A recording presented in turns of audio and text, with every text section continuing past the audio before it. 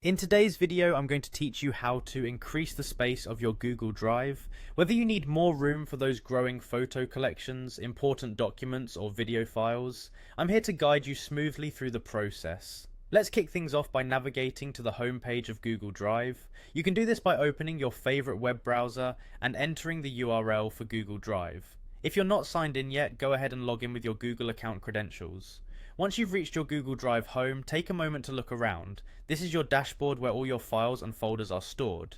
The next move is to find the option to get more storage. On your Drive's homepage, look towards the left sidebar where you'll see a number of options like My Drive, Computers, and Shared with Me. Here you should find an option that says Get More Storage. It might be towards the bottom of the sidebar or under Account Settings, depending on Google's current layout updates. Clicking on this option will begin the process of increasing your storage space. Once you've clicked the link, you'll be taken to Google One's website. Google One handles storage upgrades for Drive, Gmail, and any other Google services using storage space. You're now on the page where you can choose your desired storage plan. Google offers a variety of options to cater to different needs. For starters, you may consider the 100GB plan if you're looking for a small boost. If you have a larger requirement, the 200GB plan could be more suitable.